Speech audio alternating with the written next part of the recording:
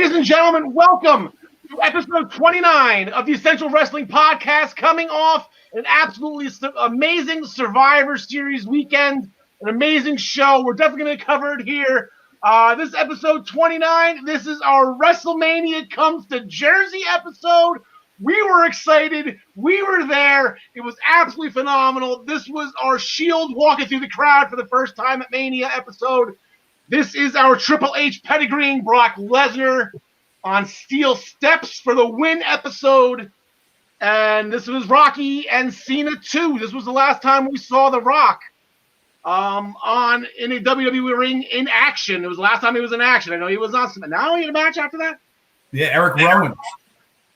Okay. I got to change that. I'm coming out with this WrestleMania prediction card. That's right. I forgot he had the match against Eric Rowan. I'm going to always, on the bottom part of the screen, we have our first ever PWP champion and current first place in the Essential Wrestling Podcast pool, John DeConnie. How are you today, John? Living legend. Good. Glad to be back, as always. Great weekend of wrestling. Lots to talk about. That sounds great to me. And John Smith, always great to have you back as well. How are things going for you? We watched the Survivor Series together. We had a great time. Yeah, it was a good time. Nice little dual TV setup you got there with the Sunday Night Football involved. You know, got some snacks on the table. Al's a good host, not just on the podcast, but in real life too. Well, when Patrick Mahomes is your fantasy quarterback and they have a huge game against the team that beat him, you know, Mahomes is going to light him up. I want to make sure I caught that. Yeah, shout out to Travis Kelce as well on that one. Well, I'm sorry, what was that? I said shout out to Travis Kelce as well on that one. Oh, yeah. He had a huge game against the Raiders. Big game, big win. Also, make sure, tune in to make sure at the end of the episode to enter the contest for an autographed picture of WWE Hall of Famer, the late Jim the Anvil Neidhart. These are extremely difficult to come by. We'll be going into more details about that later on in the show at the end. But before we get there, on today's show, War Games is on. Finally, we heard Regal say it. We've been waiting for this. I texted all of you. Thank bleeping God. I thought we were going to miss out on it. Regal made sure it happened. We have a huge triple threat match next week to determine Drew McIntyre's next contender for the WWE Championship. The Rascals said goodbye on Impact. PWI names FTR as their best tag team in the world. Gary Mehaffy, again, he is with us, again, as always, to discuss the UK Heritage Cup final that will take place this Thursday, the new Thanksgiving Day tradition, the Heritage Cup final, as well as that hard-hitting, that brutal NXT UK Women's Championship match between Kaylee Ray and Piper Niven. That was phenomenal. Brian Joy from MinutesToBellTime.com, he will be here to discuss the New Japan, the Super J Cup, and the World Tag League tournaments that are going on, amongst other things, including the relaunch of NWA Power. We will not mention what day or time that show is on because we don't own the night. Impact does, but we own the late afternoon. We're going to make our pick. I'm going to reveal number 18 on my top 30 favorite WrestleMania match countdown. We are 18 weeks away from the Showcase of the Immortals. Right now, still scheduled for SoFi Stadium, the beautiful $5 billion complex and home to the Rams and the Chargers. We make our picks for this week's upcoming matches, which is always presented by MinutesToBellTime.com and sponsored by ProWrestlingPick'em.com. Play against your friends. Play against the universe. We're going to main event the show with Will Hobbs joining Team Taz. That was a little shocking. He was against him. Taz gave him an ultimatum. He ends up joining. We'll get into that. Make sure, once again, like I said, stay tuned to the end of the show for the Jim the Anvil Neidhart giveaway. But we're going to curtain jerk this show with the 34th annual Survivor Series. This year wasn't really as much brand warfare. It was just really the tagline was. It was the best of the best. Who's better? It has nothing to do with Raw versus SmackDown. It was just whose brand's guys are better. And John DeConnie in the main event, at least as far as matches goes, Roman Reigns got it done by hook or crook. Sure did. Yeah, this was about 24 minutes of Big Hoss, slobber knocker, whatever you want to call it. Just two big fellas whacking the hell out of each other. Started, and the possible endings started fairly early. We had a Superman punch, not too far into it. We had McIntyre reverse a spear into a Kimura and take Roman down. We had two Samoan drops, the second of which put McIntyre through the announce table. We had a spear through the. Was that? Oh, Nia Jax. You learned that. Yes, well, cleared that out. That was good. We had we had a spear through the barricade, then back into the ring. A spear that landed a 2 count for Roman. A second spear that was countered with a Claymore. But unfortunately, that one knocked the ref down and out and allowed Roman to hit a brutal low blow. Not even, this wasn't the kick out low blow or, I just happened to graze the yam bag. This was straight up Broadway. Followed shortly thereafter by a super kick by Jay, who jumped into the ring for a minute. Another Superman punch, and he jumped into a guillotine on McIntyre, brought him down to the ground, and the second ref made it out just in time to realize McIntyre had gone Betty by, and we get the win for Roman. Yeah, that's it. He was the head of the table, and then right there at the end, you have a completely knocked out Drew McIntyre. Was this a missed opportunity for The Miz? I went nuts. I had picked it in the pool. I had made the wager. If it didn't happen, I wasn't just missing out on points. I was getting negative points. And I'm sitting here in my living room with Joe across the room from me on the couch, and I'm going, where is he? Why is this not happening? I had so convinced myself it just didn't make sense to me any other way, so I flipped out. Yeah, that was a missed opportunity. You're not going to get Drew McIntyre in those positions all that often. So I know Miz still has probably maybe 5 months or so left to hold on to that. So he doesn't need to do it now. I guess he's got a game plan. He always, he executes it and makes it work. He proved that in getting that briefcase from our beloved Otis. John Smith, we saw something we mentioned on Saturday at the Essential Wrestling Survivor Series special. We saw something in the men's elimination match we had not seen in 6 years. Yeah, it was almost like it was due in betting terms, Yeah. But, we saw a clean sweep from the men. Rollins started off the match and just sacrificed himself for the greater good. He had to do it. Who the hell knows what his explanation is going to be for that on Friday, or if we even get one. Then down goes Owens, and Corbin and Otis got towards the top rope in order to get eliminated, so Strowman could get him on his shoulder for the big slam. So then it's Jay 1-on-5 versus the whole Raw team. Jey Uso, and valiant effort, but he just couldn't handle it. And Roman threw him in the hell out of the arena after the match was over. So he disappointed his family, and the whole team disappointed SmackDown. Yeah, and thing is that he didn't go far, Jey Uso. He was kicked out. He was kicked out of the family, I believe was the exact quote. You're out. And Jay came back, and it seemed like those two, Roman had his arm around them, walking up the ramp at the end of his match when Jay came out to help. So, it's the first time in 6 years we had a full team. Do your part.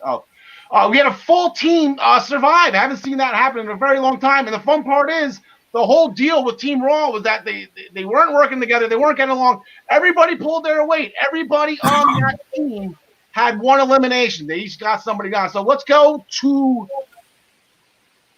the graphics here. These were what we put out on Saturday. As you can see, once again, these are the most matches survived. Strowman and Sheamus, they made this long list. Let me get that Survivor and get that out of there. They made this long list of everybody that's now tied with 3 Survivor matches survived all time all chasing Randy Orton, Hulk Hogan, and the Ultimate Warrior. So they are not out on that list. And as I mentioned, everybody got one elimination, which now puts Braun Strowman. That ties him with Rey Mysterio for the most ever eliminations in Survivor Series history. So, Strowman's still got a long time ahead of him career-wise. He will probably be making numerous elimination matches to be able to maybe catch Shawn Michaels, possibly Randy Orton. And Randy's still around too, so who exactly knows? With the women, though, John DeConnie, you nailed it. Again, Lana is the best. Lana #1. Yeah, it was a little touch and go there because when Lana, as predicted, I'm sure I'm not the only one who said it, tagged herself in when she wasn't really welcome. But it happened so early in the match, it freaked me out because I figured once she was in, bad news. And then when Natty came in across from her, I'm just sitting there going like, no, this is how it's supposed to end. This is happening too soon. This is going to ruin my whole evening. Well, she survived long enough to get herself out of the ring, and where she was then rightfully banished to the top of the steps, not to move for the rest of the evening. And then the match progressed very nicely with Peyton eliminating Bayley with the Deja Vu, Natty eliminating Peyton with a sharpshooter, Lacey eliminating Natty with the woman's right and a pinfall. That's right. Keep going. The jersey's coming out. Ruby got caught in the Karafuda clutch, which she rolled over into a pin, but there was a distraction by Nia that allowed Shayna not to be counted down, and in fact, Ruby passed out. So by the time the ref came back to Shayna, she was able to roll herself on top of Ruby for a pinfall, and then Liv eliminates Lacey with a crucifix bomb. There it is. Go Jersey. So then Nia eliminates Liv with a Samoan drop. Shayna gets DQ'd for locking in the Karafuda clutch on Bianca. Bianca gets to the ring, the rope break, and Shayna decides not to let go. So she gets her 5 count. She gets DQ'd. Now Bianca and Nia are left with Lana sitting at the top of the steps. Bianca and Nia go at it outside the ring, and Nia had a perfect opportunity to throw in one more punch and roll her butt back inside the ring. Instead, she decided to try and put Bianca through the wall. She missed. She wound up in the first row of Thunderdome. Bianca didn't even have enough time to turn around and get back in the ring. Double count out. The only one left is Lonely Lana on top of the steps, sole survivor. That's it. Smudged lipstick and all. Lana sat there as the winner and as the sole survivor. With all that said and done, here it is. Her name is now edged in Survivor Series history. SmackDown again with the squad douche in women's elimination match history. Lana gets it up there as the 5th win for Raw. Now Lana joins Nia Jax, Asuka, Beth Phoenix as sole survivors, as well as in 2016 with Charlotte Flair and Bayley also survived. And as you mentioned, Natalya got an elimination during this match, so that broke the tie with Sasha Banks. Natty is now the sole owner of the most eliminations in women's Survivor Series match history. And she's the boat. I mean, come on. And she's the boat. She's the survivor. So the boat, Survivor Series boat. I don't even know how to do that. But they. She's a motorboat. John Smith. SmackDown lost all their champions. SmackDown won all their champions in matches. Roman Reigns, Sasha Banks. She defeated Asuka with a roll up. She slayed that dragon, got that monkey off her back. The Street Profits hit a doomsday blockbuster, which I guess is the best way to describe it. Ryan Joy, we were on the same page yesterday on the Daily Wrestling News Show. We had the same thing written. The Street Profits got the win over the New Day. Bobby Lashley was the only one that got it done for Raw.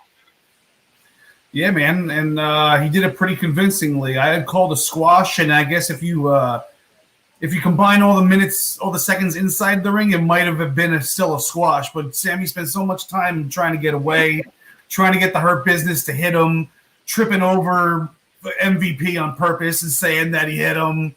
You know, it was pretty creative. And then Lashley did what he had to do, and he put him out. So, you know, it was the way it should have went. And, you know, Sammy still looked like his little conniving self. And, yeah. Good stuff. He's got to come up with better ideas than that. He said he had some gems getting Apollo Crews' foot stuck in the ring that ties the canvas down under the ring. The whole thing with Jeff Hardy and the handcuffs, that was brilliant. He needs a better ideas to beat the Hurt Business than trying to get yourself disqualified by tripping over MVP. Yeah, Lashley did not need any help to beat him. So nope. The Miz won the interpromotional battle royal on the kickoff show. He almost got eliminated, snuck back in under before getting kicked to the floor. Ended up being Dominic Mysterio wrestling it out with Chad Gable at the end. Dominic eliminated Gable. Again, we thought the match was over. Miz was never eliminated. He dumped out Dominic, and I tell you what, all of our horses were out of this race from the get-go. There was no Lars Sullivan. There was no Big E. Big E had a lot of picks on ProWrestlingPick'em.com to win this battle royal, and he was not even involved. But Gary Mehaffy had the bold prediction on Saturday at the Survivor Series special to go with Dominic Mysterio, and I'm like, okay, here we go. Dominic had the entrance with his father. They were both in. I'm like, okay, Dom could possibly do this. But the Miz, I guess, you know, he's got to start getting some kind of momentum going. He's been losing and losing and losing. That's what the Miz does. And then he'll sneak in some wins here and there. And then, as I say, when he cashes in that briefcase, Angry Miz Girl, hope she's in attendance. Maybe they can find a way to get her, like, find out where she is now. Send her an email, like, listen, like, we're doing it now. Like, can you please be in the Thunderdome this day so you could, you know, redo this whole thing? That would be fun.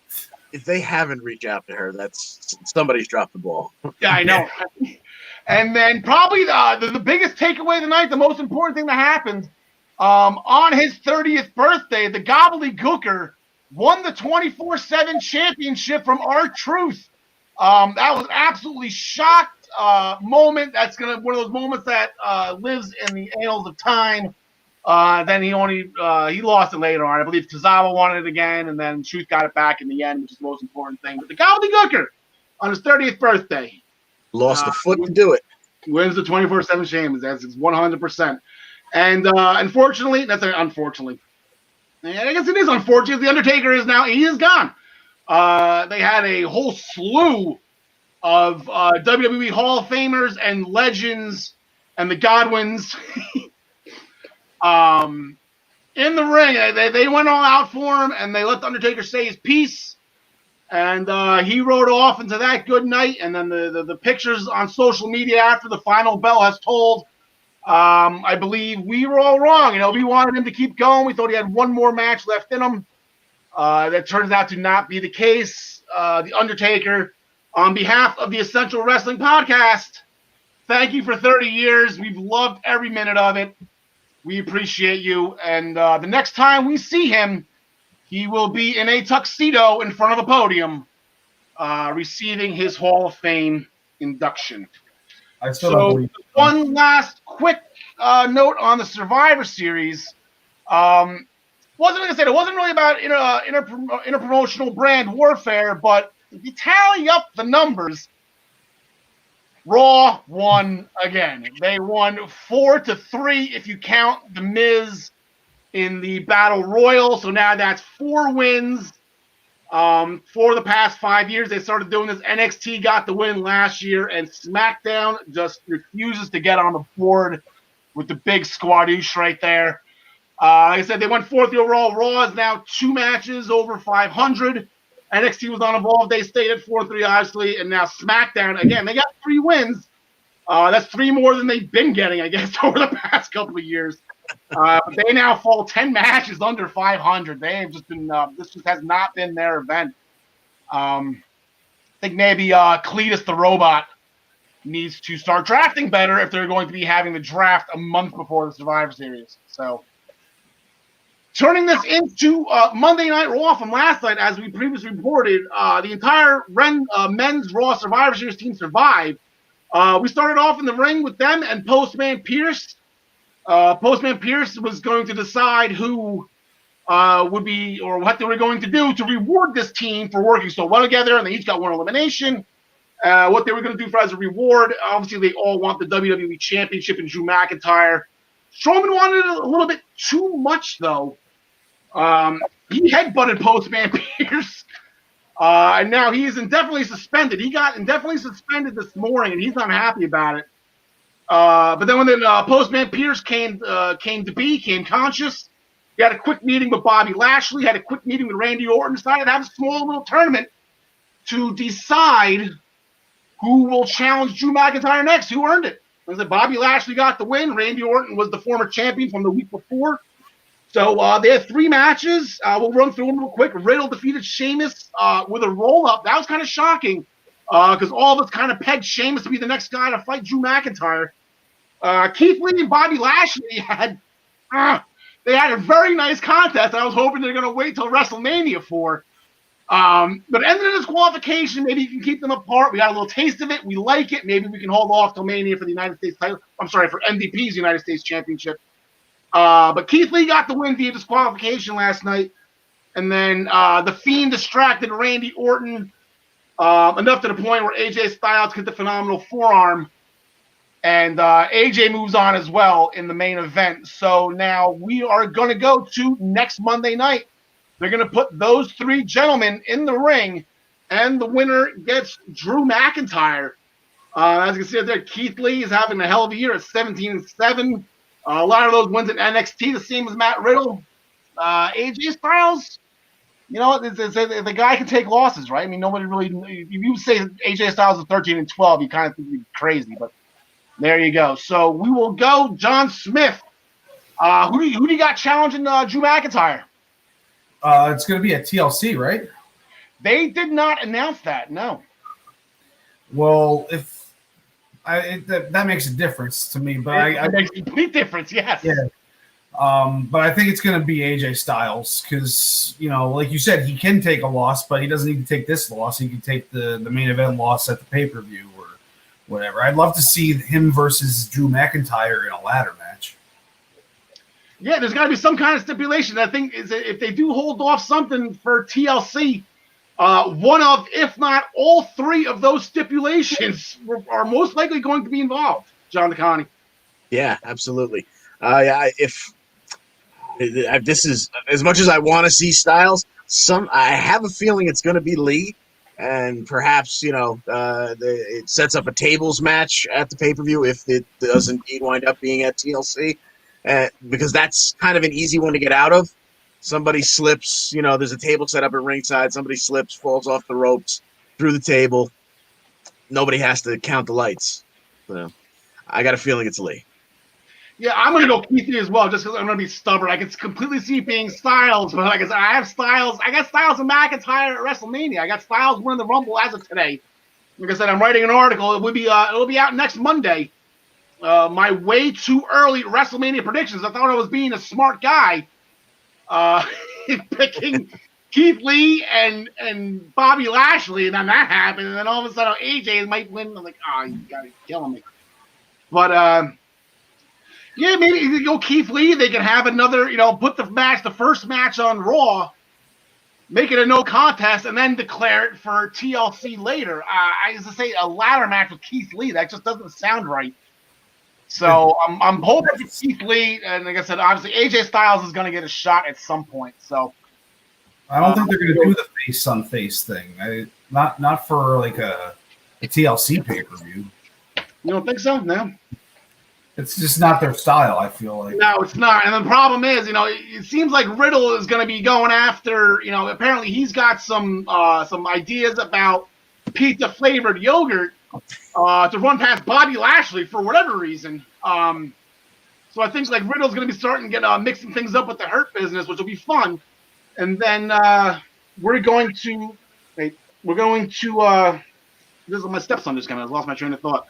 But no, Styles has nothing to do after this. It's really, I don't know who you pair Styles up with just to hold him off the WrestleMania, but or a beat for me.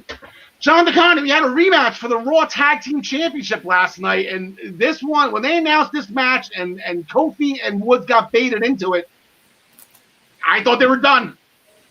Yeah, and it seems like they like the idea of this so much that even when the match technically ended after Benjamin and Alexander dominated pretty early, then Kofi escaped a attempted superplex with a headbutt, and the two of them kind of tumbled to the floor and got counted out.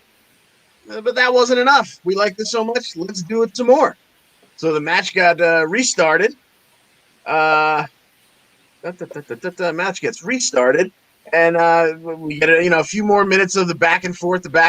I mean, this is four guys that are just fantastic in the ring, and it all ends up with Shelton going for what appeared to be the starts of a power bomb, but Xavier Woods continued to roll over his back underneath and rolled him up for a win. Yeah, I had that. It's just like, not that I'm going to ever complain if those two ever win the Raw Tag titles. I was like, wow, it was their day off, right? That was like Dante from Clerks. Like, I'm not even supposed to be here today, and I was going to defend the Raw Tag Team titles. Yeah, they got it done. You can lose your tag titles on your day off. Yeah, right. Have you ever seen the alternate ending to Clerks? No. Dante gets shot by a robber, and he wasn't even supposed to be there today. And he wasn't even supposed to be. That's a shame. Yeah, it's a shame. Backstage, they were interviewing Lana after her big Survivor Series victory, and they mentioned the fact that she, are you gonna think you're gonna challenge Asuka? And Lana's like, no. And here comes Asuka. I accept. But I'm like, oh my God, here we go. If it wasn't the Hurt Business doing it, are they going to roll with this Lana thing? They had a very quick match that ended at maybe about 2 moves or 3 moves or whatever it was. Asuka decided to throw water in the faces of Nia Jax and Shayna Baszler, who were doing commentary. Because Lana's out there, so they got to be out there to put her through the table. It turned into a tag team match. That Asuka and Lana ended up winning. So 2 things come from this. One, okay, so do we get a WWE Women's Tag Team Champion? When you beat the champions, you normally get the title match. So look for that match to come. And 2, after that victory, Asuka was at ringside celebrating, and you can see Lana just beeline it up that way. She was getting as far away from that announce table as possible, and she made it. She made it. John Smith, you sent the picture. There it is. Nia Jax is now 9-1. The streak is over. Unbelievable. The guy at ringside, I'm sure the guy with the glasses, the bull guy with the glasses, he was there. Ryan Choi from MinutesToBellTime.com just came up with this gem, and it is almost so obvious to the point where I don't say we missed it, but I guess we just haven't thought of it yet. So we'll give him the credit for this one. Yeah. At TLC, I think the obvious thing is you have to have a tables match between Lana and Nia Jax. So I think that's where they're headed. Ryan Joy, that is great planning right there. Possibly Nia and Shayna versus Asuka and Lana in a tag team tables. You could possibly do that. They win the belt. Imagine Lana just walking down the aisle by herself as Raw with a belt around her waist. Just certain things just aren't meant to be. But staying with the women's division, John Smith. We got Alexa Bliss's first in-ring action as a member. I don't even call her this fiendish Alexa Bliss.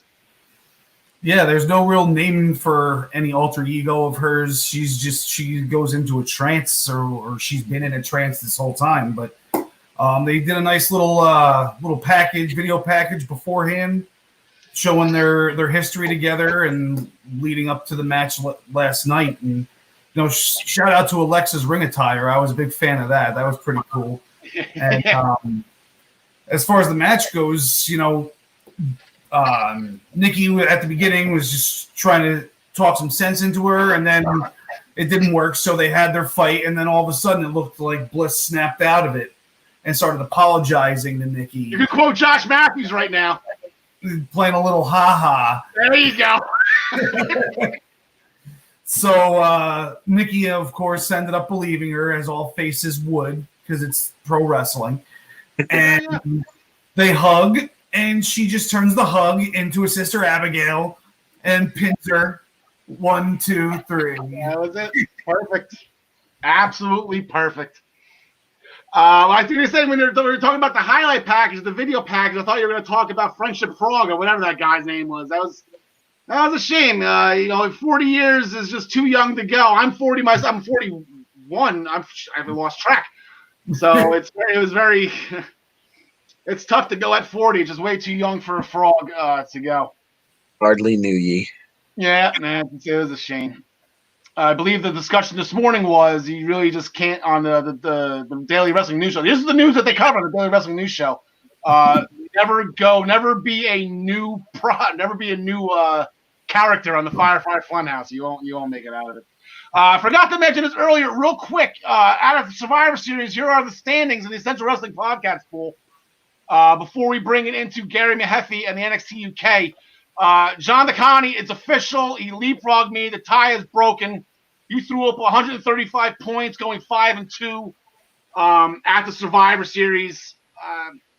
Could have been more betting against Drew McIntyre, but no, that wasn't you. That was Ryan. Never mind, right? Yeah. There you go. So John Smith, Tyler's down on the bottom. John Smith, he's right behind Ryan. There's still a lot of points left to be had here. This is far from over. We got about 3 or 4 shows just in December alone that will be scored. But as far as the WWE standings go, John DeConnie's got a stranglehold on this as well. Ryan Joy's leading with Tyler. They're tied right now for the most wins at 32. Well, like I said, you got to get the points in the big matches, and that's what Ryan's been doing. I know way back when he had an early jump getting that Money in the Bank, the women's match, right? He picked Asuka. So he got that correct. But yeah. Ryan Joy's chasing John DeConnie. Me and John Smith are sitting there in the middle right there with Tyler right behind us. And Gary, who chimed in with us on the Survivor Series special, he went 4-3, got the 95 points. Again, you sometimes you bet with your heart. It doesn't always turn out that way. And that's what Gary had to do. He never bets against Drew McIntyre. And, you got to appreciate a friendship like that. So, John Smith, John DeConnie, we're going to bid you a quick adieu to bring in Gary Mehaffy real quick. So shout out to Adam Pearce for calling Drew McIntyre Drew McInfart, by the way. Yeah. You missed that too. We'll leave it at that. Oh, I brought it on. I was the wrong guy to bring in. There's too many handsome men on this show, Gary. I got you confused with Ryan. But Gary, how are you, pal? Great to see you again. I just have to say, for all the millions and millions of the EWP watchers, my leg's still in one piece after my cramp on Saturday night. So I'm still, I'm not quite a Lego man yet. I'm all right. I'm okay. I say we're going to try to plan for our 50th episode, just the highlights of the past 50 episodes. 30's a little too soon. I'm going to get it done, but that will be on it. And we're glad to see that you're okay. I was very tempted to send some sort of Swedish masseuse over there to you. I don't know how far away Sweden and Northern Ireland are, but I'm sure your wife wouldn't appreciate that. But Gary, where do we start with you? Oh, the women's championship, the brutalness that was the NXT UK Women's Championship match this past Thursday. Kaylee Ray and Piper Nevin again just put it all on the line. They really did. I mean, I was going through and looking at the list. I've got chairs, the ringside, the barricade, the ring bell, turnbuckles, trash cans, kendo sticks, chains, guitars, production crates, picture frames, and Uncle Tom Cobley and all. It's like literally, you name it, they beat each other with it. It was brutal. Like they really did, as you say. They left everything out there. It was just unbelievable. Like it was really stiff, really, really good. Now, I've never met like anybody from Scotland before. I know you know, Drew, but the Scottish women, like they seem to. I don't know. Oh. They're up there with Jersey girls, I think. Yeah, I don't think I want to see Scottish women. And that's when they were sober. You want to see Scottish women when they're drunk. I know I have a few friends. But yeah, it was Ginny was the one that did the final blow here. She appeared. They were on top of those production storage bins.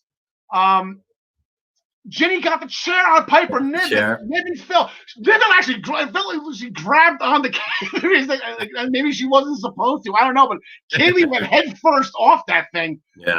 Ended up landing on top of Piper. Kaylee's okay, thank God, but she got the pinfall out of it.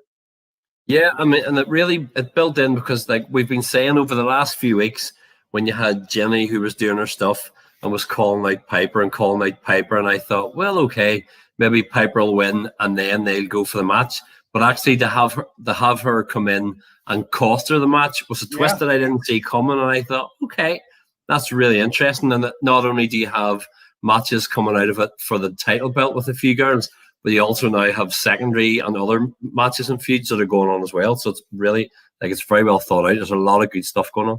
Yeah, that shot I thought they didn't give it to her the first time. I thought maybe okay, it was just a way to build up to this gimmick match, and if you want to call it a gimmick match, whatever, the falls count anywhere. And I gotta tell you, I love these falls count anywhere. I live the arena lifestyle. That's where I work in my real job. I work in arena. I love seeing the backstage and stuff like that. And those storage bins, I've moved those storage bins before. Those are not fun. Those are heavy, and I'm sure they hurt like heck. Yeah. In the beginning of the show, Joe Coffey defeated Sam Gradwell. They had a little bit of a thing going. Joe Coffey kind of that's 2 pins in a row. He was the best of the bells, beast of the bells. Best of the bells, yeah. Best of the bells, clothesline got it done against Sam Gradwell. But he said Sam Gradwell, you got to give him a little bit of credit here. 2-year battle to get back from that knee surgery. That's a great story. I mean, it really has. They've come back, and I mean, it was good. It was a very stiff match. Obviously, they're putting some more steam behind Joe again. But it was good to see that they gave it a little bit of a story. You had Sam Gradwell from the pin a couple of weeks ago, giving it a bit of that, and then building up this match. So I say it was nice to see them build it up, and then to pay it off with Alexander Wolf backstage later on, crossing paths with all of the Gallus boys. It's interesting. All of a sudden, instead of going one match is done, what now? They just kept adding little things on here and there with everything. It's been really interesting to see it come. Yeah, I believe I missed that UK takeover where Walter beat Joe Coffey to defend the title. From what it sounds like Alexander Wolf got involved in that one. So I think this is already ready made. Like Joe Coffey already owes him one. They've been good. It's been good to see them go back and call back to things from months ago. I mean, they did it with Dragunov and Walter, obviously, but they've gone back and picked up on things that they left off in March, and now they're trying to pay it all off. So it's good to see the way it's written. It seems like we're talking about these guys every week. Pretty deadly. They got it done against Ashton Smith and Oliver Carter, and I guess Smith and Carter, this was their first match tagging together. Stoker hit Smith with the forearm and Howley got with the roll up for the win. Hooking the tights as heels do. I mean, I'm sure he could have got away with it without it, but he decided to pull up on him. Yeah, I mean, as I say, it's been good. Like we mentioned a few weeks ago, like the focus that they have on the tag teams and the fact that they are wanting to kind of push the singles, but push the women and show you all the tag teams and showcase everybody is really, really good to build the roster up and build people's desire to see all the matches coming out of it. All right, and then the other match that was on the card, that huge jack guy, Muir. I can't remember his first name. Levi Muir. Levi Muir. Again, he's just okay. Like you know what? I was gonna give him a shot because he was fighting Saxon Huxley. He doesn't actually, the guy doesn't guarantee a victory here. And then all of a sudden, here comes NXT resident UK punching bag, Jack Starr, to be in the corner of Levi. I'm like, in his corner. Levi, you need to get better friends than that, buddy. But Saxon Huxley got the win. So going into Thursday, which by our time, it is Thanksgiving Day. So we're going to get a little bit of a treat by this time, usually, 3 o'clock Eastern Standard Time. And across the country, the Detroit Lions are usually getting crushed by now. So maybe before we start dinner and the Cowboys game, we're going to get these two matches. The first one is going to be Jordan Devlin defending the Cruiserweight Championship against Amir Jordan. So, Devlin approached Jordan and actually Kenny Williams. Yeah. Actually, they approached Jordan Devlin. Excuse me. They wanted a shot. Amir Jordan is cleared right now. Kenny Williams is not. So, Amir Jordan's going to be up first. We're getting some Cruiserweight Championship action over in the UK. Who do you got? Well, I would say the Irish Ace has it, that Jordan has it, And if I was a betting man, and I mentioned this a few weeks ago, I think that it'll play over the next few weeks of some sort of maybe split between Jordan and Williams, because, as I said, the rumors are that they signed as Gursinder Singh, or the guy Tony Gill from the Desi Hit Squad in TNA. That they've signed him, so I could see him and Amir Jordan maybe hooking up down the line.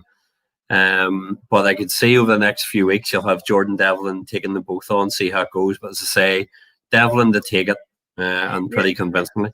I think Devlin should definitely definitely going to beat this. I don't think if there was ever people to take this title from Jordan Devlin, it's either going to be Amir Jordan or Kenny Williams. But yeah, I can agree, because when Devlin when they were talking in the back, Williams and Jordan, they were kind of looking at each other a little funny. So I think you're going to be right with that. You see some tension building with them. And then what we're hoping, this is the start of a new American Thanksgiving Day tradition. Not only the Detroit Lions, not only the Dallas Cowboys, but we have the UK Heritage Cup Finals. It's been a great tournament, Gar. I've loved every match. I've loved every moment of this. I wish it was Noam Dar in the final. That's what I wanted from the get-go. I believe you had Flash Morgan Webster. Yeah.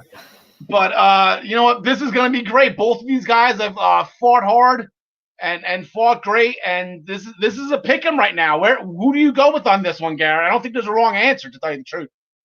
No, it really is. I think I'd have to toss the invisible coin here, and I'll go Trent Seven. I think while I've always been more of a Dunn and a Tyler Bate fan, but I could see the way they've built this to kind of go, this is Trent Seven's time. He's coming through for this. He needs it. He's talking about how much I have to win this. So I think he'll just squeeze it out, and the Trent Seven will take it. Yeah, I would say Trent Seven won me more. Massive. He had me on the ground dying. I was laughing. He kept on getting caught in the wrong corner when the round ended. He had me dying. I'll pick him just on that. But there is no wrong answer. A-Kid's got a very bright future, it seems like. He's very good. Trent Seven, the Silver Fox, as they call him, let him have this one. I know it's not exactly, I won't say he's been a slouch, but it seems like he's been second behind Tyler Bate. And Pete Dunne, if you want to throw that in. I know he's been involved with them, but it's more about Bate and Dunne, especially after that match in TakeOver Chicago. So I just, if you're going to have, the first name that's going to be engraved on that cup and start a tradition, I would like to see Trent Seven's name on top of that as well, using the original UK tournament. And I absolutely love his entrance music. Is that the right reason to pick anybody? No, but I get excited. I liked Trent Seven's entrance music. So, but Gary, thank you so much. We appreciate you always staying up late and coming on with us. And I tell you what, like I mentioned during the Survivor Series, I was pulling for you. I was pulling for Dominic Mysterio and Battle Royal. That would have been huge. That close. But anyway, I mean, it'll make it all feel better. I'll go here and phone this masseuse and see if she does midnight home calls or whatever. But. Gary, thank you so much. I know you don't celebrate, but I'm very happy Thanksgiving to you. We are thankful for you here at the Essential Wrestling Podcast. Enjoy your night. You too. See you later. And then I'm going to get this right. I got it right. We're going to bring back in John Smith and John the Con. I'm going to bring them in back in a little bit early here. We're going to give Brian a little more time to prep for his segment here. We're going to go right to NXT, the stateside version of NXT. Once I get everything situated here, boom, we'll put that there. We'll get everybody's name up. And we are off and running with John the Connie. And just like with Gary in the UK, an absolutely excellent UK Women's Championship match. The stateside version, our beloved NXT, their championship was on the line as well. Yes, and it did not fail to deliver, as usual. I mean, you had 20 minutes of just wow with these two women. You had Rio working Io's ribs from the start, Io working Rhea's arm, just back and forth. Io countered a Riptide into a DDT as we got close to the final sequence here. That made Rhea roll outside, just outside the ring ropes. Io hit a baseball slide right between her legs, got underneath her, and power bombed her right through the announce table, leaving her laying. Io made her way back inside to take a breath, hoping that Rhea would not make it. Rhea just did make it, but she just wasn't paying enough attention. She just kind of laid there, belly down, trying to catch her breath, which was all the space that Io needed to hit the over-the-moon salt. Yep. And 1, 2, 3, and my goodness, what a match that was. Yeah, that was incredible. And I guess let's just. I think this might be it for Rhea Ripley. That's what everyone's calling it. If she didn't get the job done now, she is going to be getting the call up at some point. And if so, what do you think, John DeConnie? Is it time to bring up Rhea Ripley? Specifically for SmackDown. Yeah, SmackDown could certainly use the talent, and I felt like I wasn't 100% on this. I'm pretty sure I went with Io because I thought that this was going to be that final line on her resume where she beats a former champion, and the two of them get not that they weren't already stars, but one of those star maker matches. Now I could have seen Rhea winning and having a continued run, but I think the fact that she lost means she's on her way to different pastures. Yeah, it wasn't even the fact. The loss is one thing, but the handshakes and the hug at the end and the sportsmanship and all the stuff that Bobby Heenan is completely against in pro wrestling, they did it. So I was like, okay. And then Finn Balor gave them a nice shout out as well. We'll get to Finn Balor in just one moment. But John Smith, we ended the night with a championship match. We started the night with a championship match as Leon Ruff. He gave Johnny Gargano his rematch. Yeah, and it was a good little match for what it was. According to MinutesToBellTime.com, it was only 4 minutes and 49 seconds before Damian Priest pulled Leon Ruff out of the ring after the Johnny's DDT that he does. I forgot what the name of it is, the one over the top rope. Yeah. And, Damian pulled him out, and it was a whole, what are you doing? What's going on? And he just says, sorry, kid, and knocks him the F out. So he gets Leon Ruff gets Johnny technically disqualified. Yeah. Leon Ruff wins the match and obviously keeps his title. But then it just goes on to show that Damian Priest kind of looks at Leon Ruff as a joke and not worthy of that title, because afterwards when he was talking to Regal, they were talking about, it was like when parents talk about a kid right in front of their face. They were talking about him, and he's like, "Oh, you think I'm a joke?" And he slaps Priest right across the face. It was pretty awesome. It was awesome. And you know what? We've been laughing. I don't want to throw you guys in the bus. I've been having, I want to say fun at Leon. I've been excited about Leon Ruff. I've been in Leon Ruff's corner, and I don't want him to think, I don't want to get slapped in the face. I'm going to take Leon Ruff seriously. And spoiler alert, at the end of that, Leon Ruff told Regal that he would fight them both. And I'm telling you right now, spoiler, I am taking Leon Ruff in that match, and I really hope that there's points on the line, and this is that TakeOver War Games. I am taking Leon Ruff. I'm going to ride him with this. I will take Leon Ruff seriously. And he's going to pin Damian Priest. Yeah, that would be absolutely perfect. The Kings of NXT, I don't know, they called themselves that the 1 week, and they haven't been called that since. I do believe Cesaro and Cassius Ohno might have a problem with that, or Chris Hero, because they went by the Kings of Wrestling as their tag team name, the beloved indie darlings that they were years ago. But Pat McAfee group, we'll call them that. They approached Finn Balor after Balor made his return, just to say he was back from his broken jaw issue that Kyle O'Reilly gave him at NXT TakeOver 31. But Finn Balor didn't come alone. The cat's away, the mice are going to play, and that's fine. But here we go. Here comes my mouse catchers, and here comes they're back.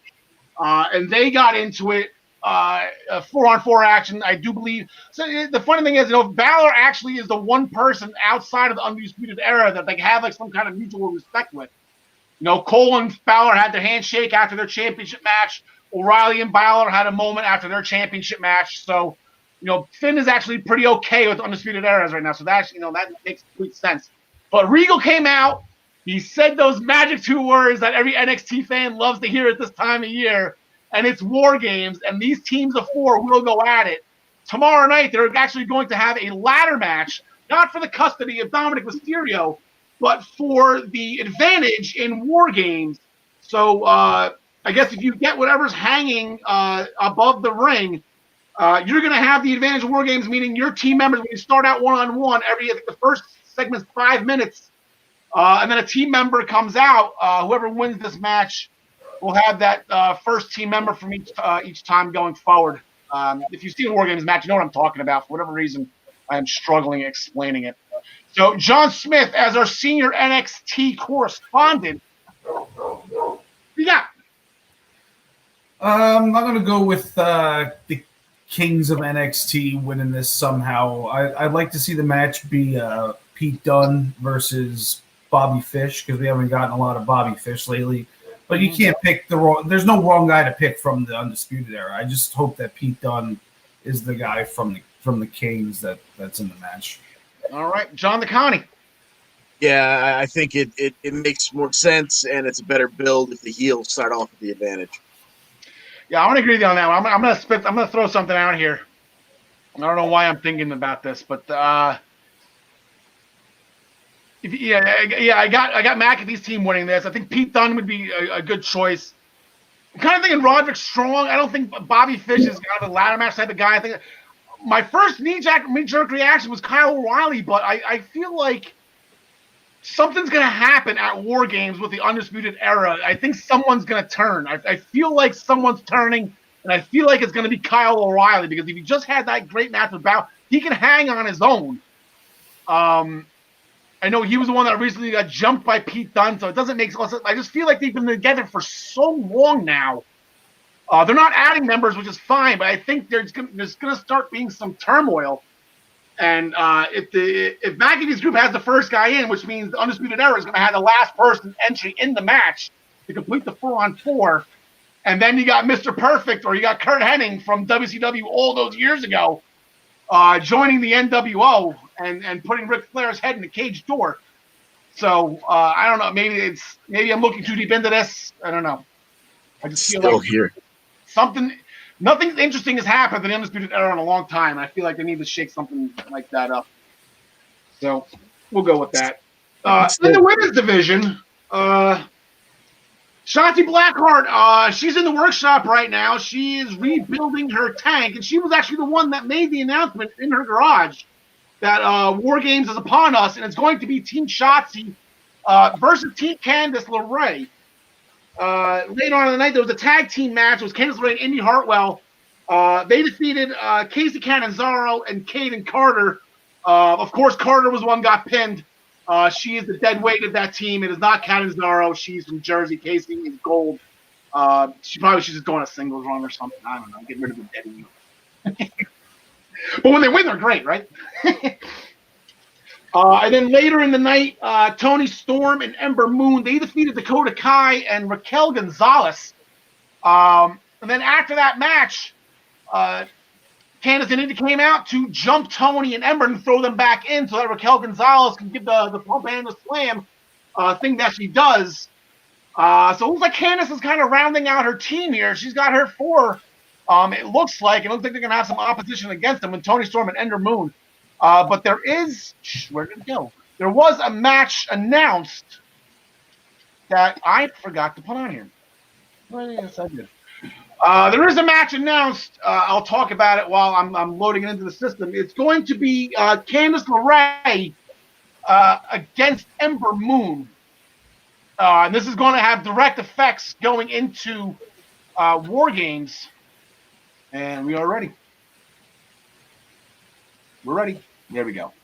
Boom. That was just announced before we went on air, which is why I was unprepared in my studio. But John DeConnie, who do you got in this one? I seem to always be on the side of the Gargano, so what the hell? I'll go with Candice again. I'm going to agree with that. If you're going to captain a team, you got to start beating the people on the other one. John Smith? I think Ember Moon's going to win this one just because she hasn't won anything yet since she came back. So what is she just going to keep losing? Will she come back to just job to everybody, give everybody the rub? I don't think so. So I think she's going to get this one. Okay. John Smith, we're going to stick with you right now. We're going to travel back to 1991. I do believe, maybe Ryan can correct me, he's backstage, that this was the last time that I can remember we had a blindfold match. Back then it was Jake the Snake Roberts and the model Rick Martel. This year we got Grimy and Dexter Loomis, and I don't recall there being a winner, but I felt like I was the winner. Just like every time Cameron Grimes is on TV, I feel like I'm the winner. Absolutely, man.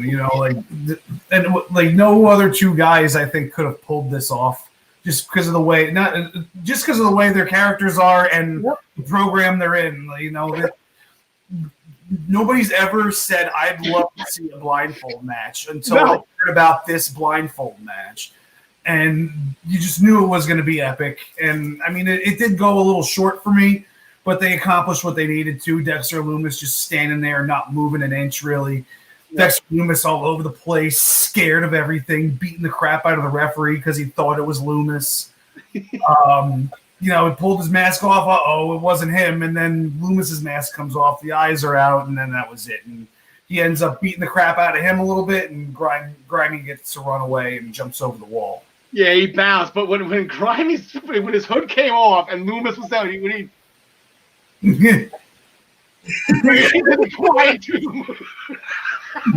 I was dying.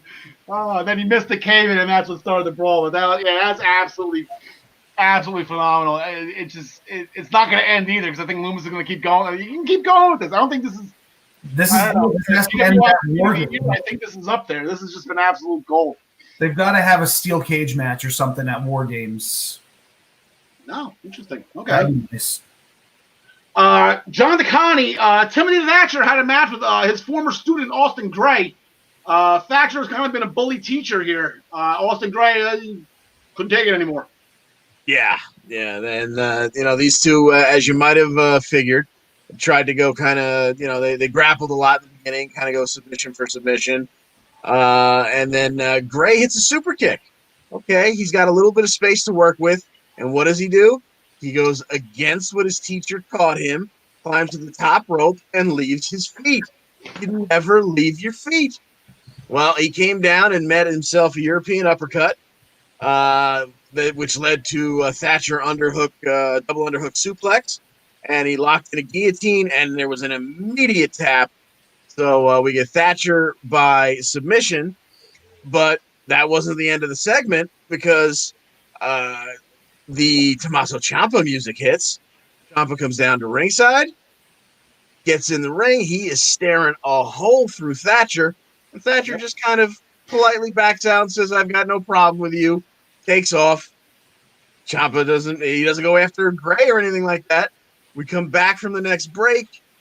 Ciampa's backstage. Someone puts a microphone in his face and says, "What was that all about?"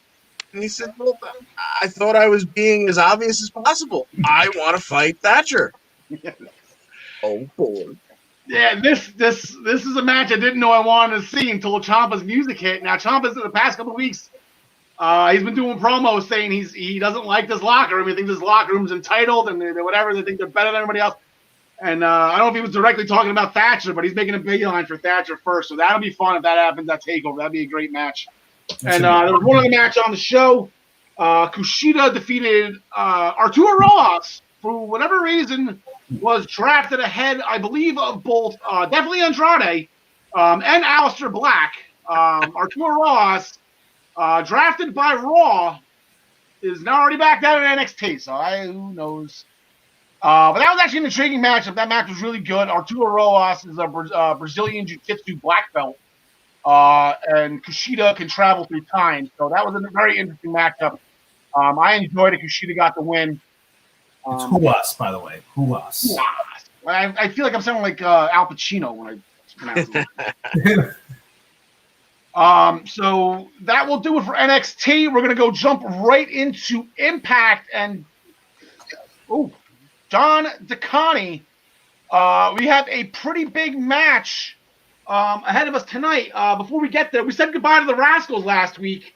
Irrelevant that Rich Swann and Trey won the match in a heartfelt moment. They laid their jackets on the ring ropes, and we say goodbye to the Rascals. Rumors running around that they are on their way to NXT. And I think these were started by the same people that said Eva Marie would be on Raw about a month and a half ago. So take this for what it's worth. But the Rascals are officially done. They were evicted from their treehouse, and they are out of Impact. We're interested to see where they land next. But for our Impact World Champion, he's got the world's most dangerous man and Impact Hall of Famer, Ken Shamrock. What do you got in this one? Oh boy, yeah. I would be very surprised if Shamrock won, but since Sammy's going to be around, you can never say never. And once again, because it's Impact, you can never say never. So I'm going to go with Swan, but I'm not going to be totally shocked if they do something wacky. Yeah, I can't. Ken Shamrock, John Smith, I'm not sure if you know this. Ken Shamrock is the first ever TNA NWA World. When they first launched TNA NWA, he was the first champion. I know the Impact Championship has recognized Kurt Angle because I guess the NWA split off eventually from TNA. But Ken Shamrock's held it before. He's in the Hall of Fame. Does he get it done tonight? I'd love to say yes, but it doesn't make sense though. So I'm not gonna pick him. Yeah. No, it doesn't make any sense at all to give the belt to Ken Shamrock. And that's what's. But it's Impact, so like John DeConnie is completely 100% correct. You do have to take into account who's booking this crap. Moose defeated Willie Mack again with the referee stoppage, just as he did at Turning Point. Brian Myers and Crazy Steve had a really good match. That was the first time in a long time, I got to see Crazy Steve actually wrestle. And you just almost forget that the guy is really good, especially when he's legally blind. So it's crazy that he's awesome. I'm a huge fan of his. I've actually seen him. He had a really good match with Brian Myers. Didn't get the job done. Myers hit that signature clothesline that they haven't come up with a name yet. And then the Deaners routed out our beloved Johnny Swinger. He went to Tommy Dreamer about it, and Dreamer has ordered for Johnny Swinger to go to Wrestler's Court.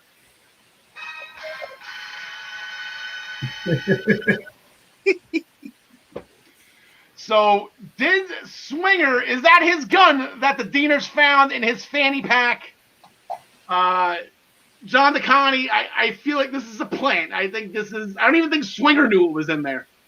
You know what? When he was talking to Dreamer, he was waving it around like it was, a gimmick cigarette lighter, like it wasn't a loaded gun. That's so, true. Right. So I'm guessing that hilarity will ensue because it's Wrestler's Court.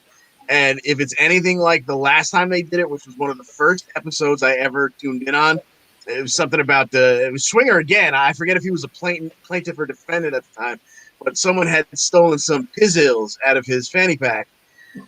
If it's half as funny as it was the last time, it'll have you rolling tonight.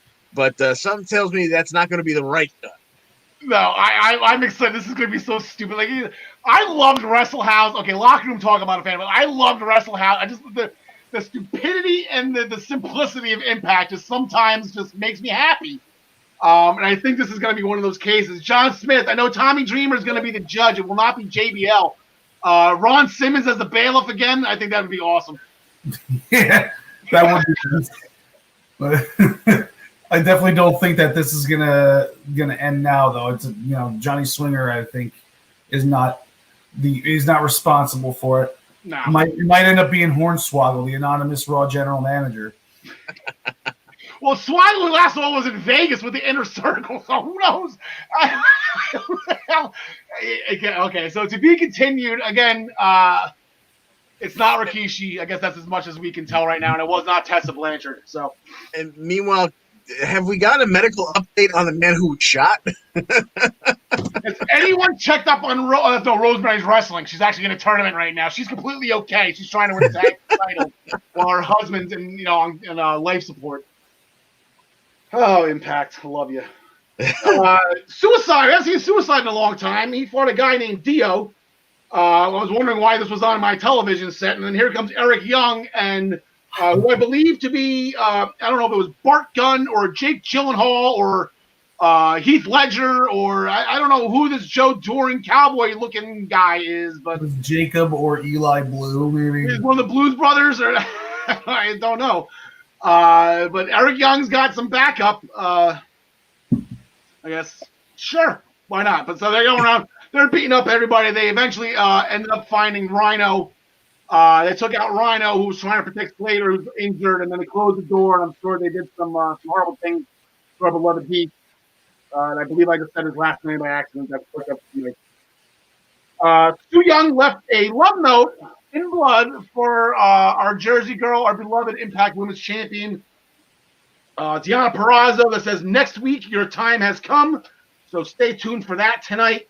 Fun match between Hernandez and Fallah Bahh. Hernandez got the match, got the win with the Super Mech Splash. Now they're fighting over the wad of money that used to be around Fallah Bahh's neck, and apparently, I guess Fallah Bahh hasn't even realized that Tasha Steelz and Kiera Hogan have the money right now. And apparently, Josh Matthews didn't either, because it was a beautiful segue as far as announcers go. Great segment. Whoever comes with that money should go to shopimpact.com and see the Black Friday sales that are going to be coming up. Absolutely great segue to their promotion to sell something from Josh Matthews in the middle of a match that I can't believe, whatever. But the Supermax got it done with the splash. Well done, Josh. Scott D'Amore is being annoyed with Rohit Raju. Scott D'Amore is just absolutely funny. He's absolutely great. He's convincing TJP to change personas. He says TJP is not allowed to challenge for the X Division title, but for those, change their 8-ball. Ryan just chimed in with change their 8-ball, as Eric Young's friend. He wrestled as Manic. He was a 3-time X Division champion, I believe, as Manic. And way back when, he wrestled under the name of Puma in the old TNA days in the 6-sided ring. So TJP does have more than one face of Foley here. So maybe one of them will be able to, he wants one of them to take out Rohit Raju. Coming up with some matches, I know, John DeConnie, you talked about this morning on the Daily Wrestling News Show with Brian Joy. Ethan Page, I got a joke. Hold on. So you talked about this morning on the news show. I'm going to go to John Smith on this one first now. Let me just get this brand over. Ethan Page, he's got a match with somebody the Good Brothers are calling phenomenal. John Smith, there's only one person this could possibly be, is Sex Ferguson making his Impact debut tonight. I would love for that to happen. I didn't even think of that. I couldn't think of who this could be, but I would love it to be Sex Ferguson. Absolutely. It's got to be Sex Ferguson. John DeConnie, you actually had this broken down. You can talk about what he said this morning. Yeah, well, like as you said, he did refer to the upcoming opponent as being phenomenal. There was a reference to AJ's wife riding shotgun on the way down to the studio to film. But when it comes right down to it, obviously we know that's not going to happen. So I'm going to hearken back to something that used to be a thing. It didn't happen every year, but it happened enough times for people to take notice of it. The Raw after Survivor Series used to be the day that you would make fun of whoever you just beat, et cetera, by the use of a midget. So do we get Swoggle in a leather vest and gloves and kick pads? It's my best guess because nothing else makes sense. Okay, the phenomenal Swoggle. I like it. That's a good call. That might be a better call than Sex Ferguson. And then the Knockouts tournament Last week, Havoc and Nevaeh, they got the job done. They beat Tennille Dashwood and Alicia. Tennille Dashwood, again, it is all about her. What's her name? Madison Rain was just drilling that into the ground after Tennille Dashwood left her high and dry. And she did the same thing with Alicia. She did the same thing with Jordan Grace at Turning Point as well. So Tennille Dashwood has absolutely zero interest in the Knockout Tag Team Championships. Havoc and Nevaeh got the win. They move on. There is not, it says, you see this graphic, this was taken off the TV from last week. It says continues next week. We don't know what match. They have not announced a match that is going to happen. We have two guesses, I guess. I know Tasha Steeles, she's been all over Twitter today with her new wrestling gear. So it could potentially be that. But then, John DeConnie, your girl made a phone call. Yes, indeed. Jordan was on the phone right after that tag team match last week and referenced, when I heard you were going to retire, I just had to reach out to you and blah, blah, blah. Okay, great. I'll see you next week. So who's it going to be? Gun to my head, only because I read an article going back a month or two, just pulling this completely out of nowhere. I read an article where Tara said that she would be willing to make a comeback. Now, she was talking about WWE at the time. And I know she's got a podcast, and she does now too, so she is a little busy. But she did say as long as it wasn't going to be showing up and just saying, like, you know, have a good match to one of the gals and making a cameo backstage, if there was actually going to be a storyline and she was going to get multiple dates, she'd be willing to do it. That'd be a hell of a formidable team. Yeah, and Tara is a former Knockouts Tag Team Championship champion, if I do remember correctly, looking at their title history. John Smith, you have a blank look on your face. I know you don't speak Impact all that well. That is Victoria. Oh, okay. She goes by the name of Tara when she's in Impact Wrestling. So, gotcha. Gentlemen, we're going to give you one more break right now. We're going to bring back in. Let me get that one off the screen now. There you go. We're going to bring in the host of the Daily Wrestling News Show that you can see every Monday through Thursday at 10 a.m. Ryan Joy, we are very glad to see you right now. Actually, I did this. Ta-da! Pretty good. Look at that. No changing on screen. I like how I did that.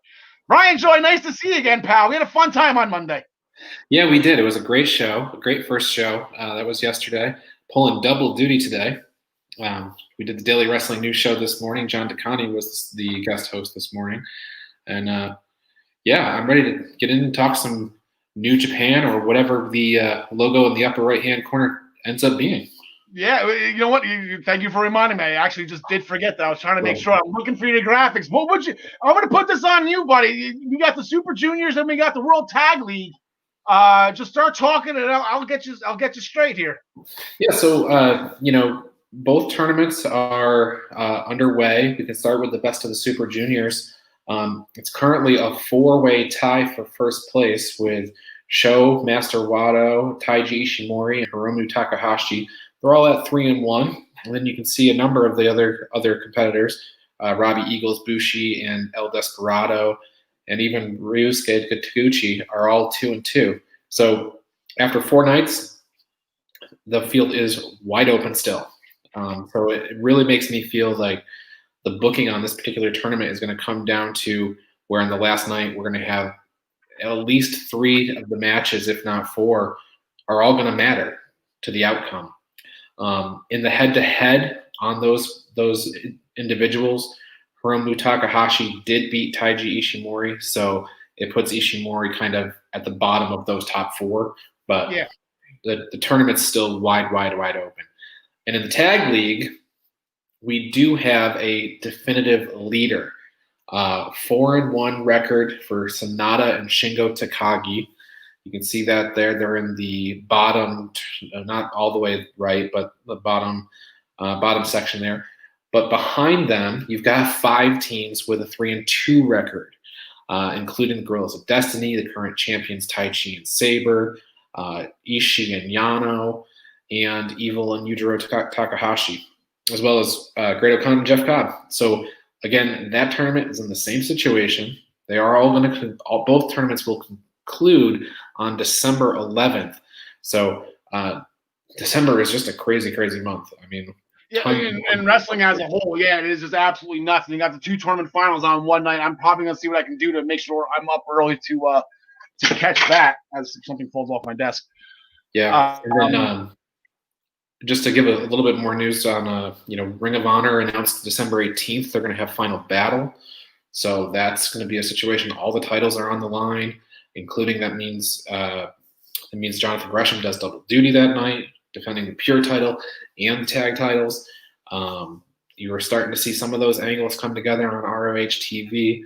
Still Matt Taven and Vincent. Mike Bennett made a return to ROH, so he's kind of in that mix too. So I imagine that's going to be some sort of battle away from the titles on that event. But you still got EC3 and Jay Briscoe that are kind of locking horns right now. So there's been no real progress towards the title picture. So we'll see. But we haven't seen Roosh or Dragon Lee since the pandemic started. So it'll be great to see them back at Final Battle. Yeah, and Ring of Honor puts on spectacular pay-per-views. I mean, I'll sit down for a Ring of Honor show pay-per-view anytime. That's I was there at Final Battle last year. It was Friday the 13th. It was a Friday the 13th type show. It was kind of like going to Halloween Havoc. PCO ended up winning the world title that night. It was a really spectacular show. You're right about that. Just a couple other minor things in the brands that I've been covering. Major League Wrestling made their restart last week. Davey Boy Smith Jr. challenged Jacob Fatu for the heavyweight championship. He lost, so Jacob Fatu was still competing with Roman Reigns for the head of the table. And Brian Pillman Jr. he attempted to take the middleweight title away from Myron Reed, and he also failed. So nice thing is they started setting up angles right away for those two champions in their next bouts. Myron Reed issued a challenge to Leo Rush, and Alexander Hammerstone, who is a big dude, is looking to challenge Jacob Fatu.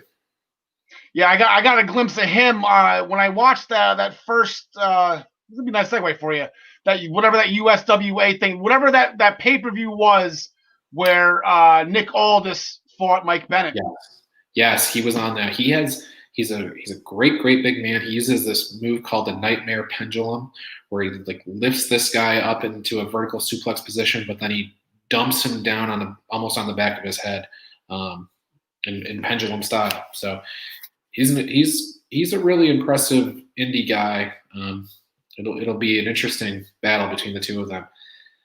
And then last but not least, the National Wrestling Alliance announced earlier today that they are going to fire shots at this podcast. Yeah, and bring it, Corrigan. We'll take our viewership. The thing is, here's what you can do. If you pay $5 to their Patreon, you can watch that show on Monday, and you don't have to miss this one. So there you go. There's your option. And I think that kind of rounds out those promotions. But the New Japan has shows Wednesday, Saturday, Sunday, Monday. Tons and tons of content that's coming out. MLW is your Dynamite and NXT pre-show, and Shockwave. That can be the thing that you watch on Monday after Raw once you pay your Patreon. All right, Ryan Joy, thank you so much for your updates. We look forward to talking to you. We're going to keep you on the show, though, right now. I have a cat behind me. We're going to bring back in John DeConti. John Smith is still out getting groceries, apparently. I don't know where he went. I was very quick this time, so. Yeah, it was quick. So, but we are going to quickly go over the Pro Wrestling Illustrated, just like they did for the men, just like they did for the women. There we go. They actually started a new tradition. They came out with the top 50 best tag teams in the. Oh, there you go. My bad. We gotta switch it though. There we go. Sorry, guys. Nah, it's okay, pal. You didn't really miss much. I was just screwing with the graphics anyway. But the Pro Wrestling Illustrated, for the first time ever, they came out with their top 50 greatest tag teams. Right now, here are the top 10 that they announced. FTR, the former AEW, and then just say quadruple crown. They've won everything. Raw, SmackDown, NXT, and the former AEW. They ranked number 1 this past year. How they beat out Kenny Omega and Adam Page, I have no idea. Omega and Page's title run seemed like it took up the whole time period that qualifies for this list. Sasha Banks and Bayley, they came in at 3. They did an extended run as women's tag team champions. The North had a historic run as Impact Tag Team champions. The Street Profits, as we discussed specifically recently, the run that they've been on, especially on Survivor Series Weekend Special. Then we got the Guerrillas of Destiny, the Lucha Brothers, the New Day. Kabuki Warriors had a great year. Like I said, as Ryan Joy mentioned this morning, they main evented TLC last year at this point in time by defeating John Nakani. Who did they defeat? Charlotte and Becky. Charlotte Flair and Becky Lynch. Yeah, it was not Alexa Bliss and Nikki Cross. We'll get some more humor on that in a second. That was a small shot at John Nakani. Other notable tag teams that were here, the Young Bucks, the current AEW Tag Team Champions, they just missed the top 10. They came in at 11. The Undisputed Era Hyman off year came in at 13. The Briscoes are the top tag team from Ring of Honor. They came in at 15, where the Ring of Honor Tag Team Champions with Jay Lethal and Jonathan Gresham come in at 36. The Free Agent Rascals, I wanted to include them on this one. They had a great year. They're currently free agents roaming around in wrestling limbo. Our favorite wrestler, Alexa Bliss, her and her former tag team partner, they went at it last night. But when they worked together, they were former 2-time tag team champions. They came in at 22. My favorite tag team of all time, not of all time, but of the recent memory, the Miz and Morrison, they're at 27. The IWGP Tag Team Champions over New Japan, Taichi and Sabre at 30. Imperium was the top team. I believe that Dallas was on there. Ron, you ever find Dallas? I missed them. All right. Imperium comes in at 41. And another one of our favorites, Breezango, in at 44. And then the Iconics, the recently split up Iconics, they actually snuck in there in the coveted number 50 spot. John Nakani, as our resident tag team enthusiast, what do you think about here? Any questions, comments, concerns? I probably would have had the same thought as you, way up at the top. Maybe FTR. Maybe next year, I would fully expect to see them right there at the top of the list. But that Page and Omega run was so long that I don't see how they weren't the top. So, but other than that, not a lot to. There's a couple on there. Admittedly, I'm not that familiar with the Guerrillas of Destiny, etc. The Japanese contingent, but it's a solid list and just a lot of solid teams on there. And much like yourself, very, very happy to see the Iconics break in there at number 50. Ryan Joy, anything you want to add to this? Any teams missing? I know the Usos. Jimmy Uso's been injured for the better part of the year. They did not make the list. Anybody, as Jarek would say, you want to make the list? I'm struggling to think of teams that are necessarily missing, but I think that their process probably needs a little bit of maturing. This is their first year with this. I question Guerrillas of Destiny in the top 10. I think that's a little generous considering they didn't win the World Tag League. They lost those title belts to Finn Juice right away as soon as the year started. And then they didn't wrestle for 8 months and really just started up again last month. So yeah. I think the process needs a little maturing. I agree with the FTR and Hangman Page items. And yeah, I can't think of anybody that's missing, but it is kind of a weird list. John Smith, I know you're big fans of Reno Scum, Triple XL. Yeah, I'm not making it. They didn't make it on there. Yeah, it was tough to not see them on the list, but they'll get there. I think that as far as the Page and Omega thing goes, I think the only reason that they didn't get number one is because they wanted to have like an actual tag team as the number one team, like a long-term tag team, not two singles guys that have been together for a little while. I think Imperium got the shaft. I think they should have been up a little higher. Yeah. not a little, like 20 spots higher. They were at 44. And I think I would have loved to see the North at 1 or 2. I think the North are definitely the best team in the world right now. Wow, that's okay. Yeah. I would love to see the North.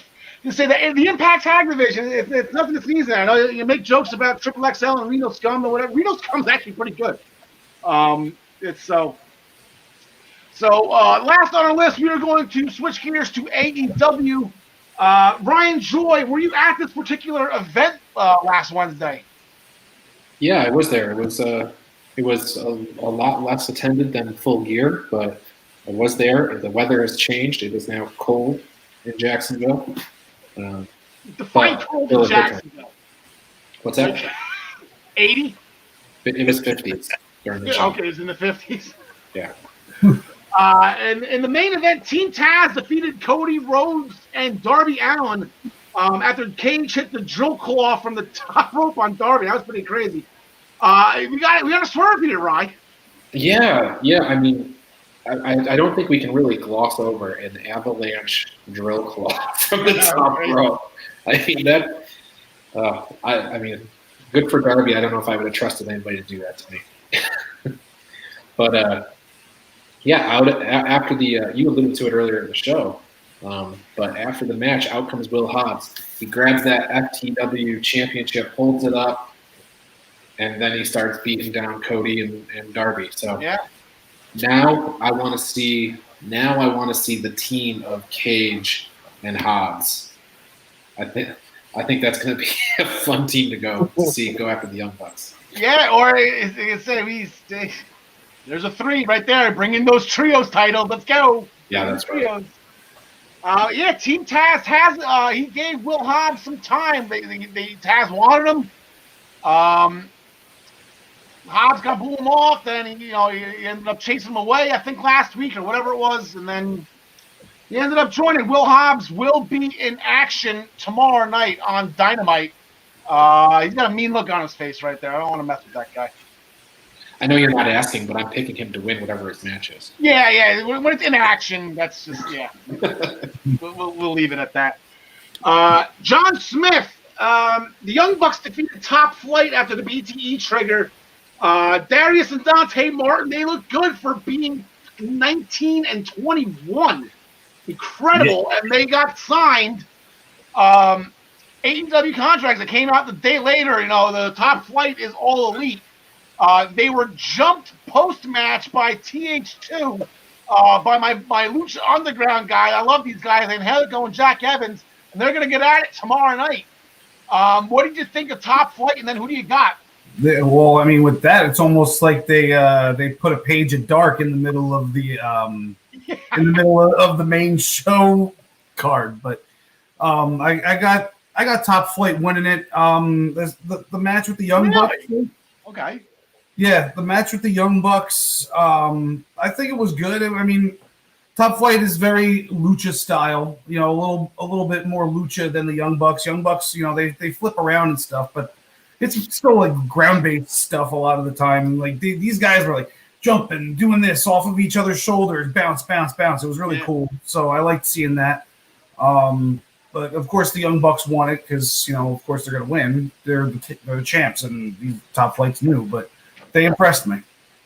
Yeah, and that's a crazy story that they said during the match that they just said screw it, and they sent in a tape to AEW. Like, what do you got to lose? And that's exactly it. Wayne Gretzky once said, you miss 100% of the shots you don't take, and they just said screw it. They sent in a tape. The Bucks, as executive vice president of the company, they liked what they saw. They gave him a shot. And now, kids that are barely out of high school, they have professional wrestling contracts. It is an absolute crazy story. Good for them. The Inner Circle slayed Vegas. We won't go into too much detail on this one. I know MJF and Jericho, they were trying to one up each other this time, not with stakes, but with shots. John Smith, I know a long time ago, we had a wild night on Canadian Cooking Sherry, so we all know the dangers of that stuff. They ended up doing Everclear, which is, I haven't heard that name in a long time. The only alcohol that I can remember that's flammable, as far as I I'm missing something. It was four Loco flammable too. I missed that. No, 151 is flammable. Bacardi 151. Then at the end of the night, they were on top of the rooftop. They all had bottles in their hand. It was funny. The funny thing, everyone's got some kind of hard alcohol in their hand, and MJF's got a bottle of white Zinfandel. I thought that was pretty funny. Then they wake up the next morning. Everyone's hungover, just like what the movie was, with the exception of Ortiz. Was in the middle of his morning workout, which was absolutely phenomenal. Ortiz and Santana didn't look too bad either. It seems like those two are hangover proof. Conan made an appearance during this. Hornswoggle was the baby from The Hangover. That was funny. But Jericho then went on commentaries. Enough screwing around. Back to work. They're getting at it against SCU. Jericho and Hager. Ryan Joy. Jericho mentioned a while ago he wants the tag titles with Jake. Yeah, and I think this is part of that campaign, and I think they'll win this match pretty easily. And onward and upward. Young Bucks down the road. John Connie, anything to disagree with that? No, I think Jake and Jericho get it done here. Fresh off their Vegas trip. They're refreshed. They're ready to go, and they're going to get on a run. All right, I will agree with that as well. John Smith? Yeah, I definitely got the Inner Circle. All right. Pac made his wrestling debut, or re-debut, last week on Dynamite. He defeated the Blade after a shooting star into the Brutalizer. The Death Triangle got back together. The Blade and the Butcher and Eddie Kingston, they were jumping Pac in the ring. Phoenix came in for the save. Penta came out. Now Penta and Eddie, as we all know, they're best friends. Penta had a choice to make.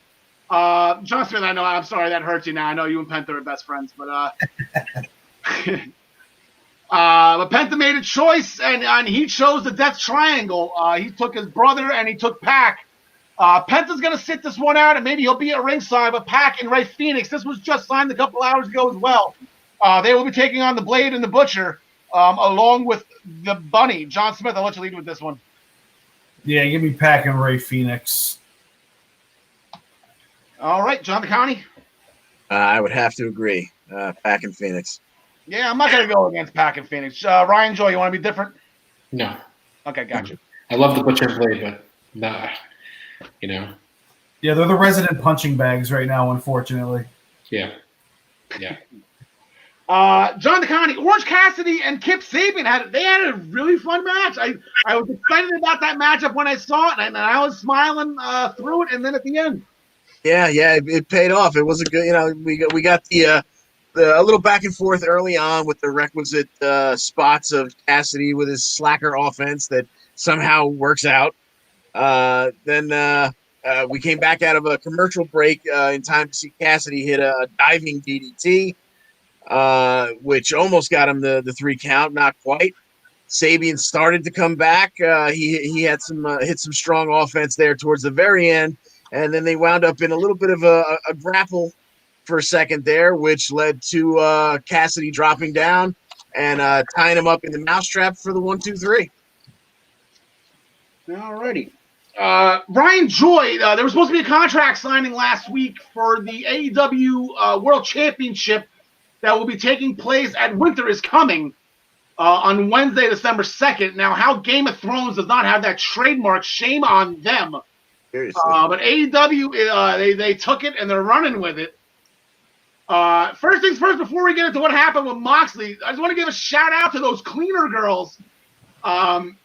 They come out dancing to the beat and whatever, and they change songs to Kenny Omega's entrance music, which really isn't that much danceable, I guess, has a dance beat to it. And they keep going. They don't lose stride. They keep it going. So shout out. This is the reason why I do believe they're different sets of women, probably the Jaguars cheerleaders every week. But they don't lose a beat. They don't skip a step. So shout out to them. Don Moxley, like I said, Ryan Joy, he did not make it to the ring. He was jumped backstage after announcing that his wife was pregnant. Dropped that, kind of threw that in there. Internet went crazy. So congratulations to them. But anybody off the top of your head, the phenomenal one, Sex Ferguson, Hornswoggle, who jumped John Moxley? Was it Swinger? I'm thinking Renee Young. Renee Young did it. She was like, "What are you doing? Get away from me!" I mean, Lance Archer is the most likely candidate, I think, but after Renee Young. Yeah, that's just playing percentages right there. I guess if you had Vegas odds, I guess he would be the guy. Yep. Jay Cargill, she stomped a chair with Brandy Rhodes' arm in it backstage. Nyla, I have Naya written in my notes instead of Nyla. My bad.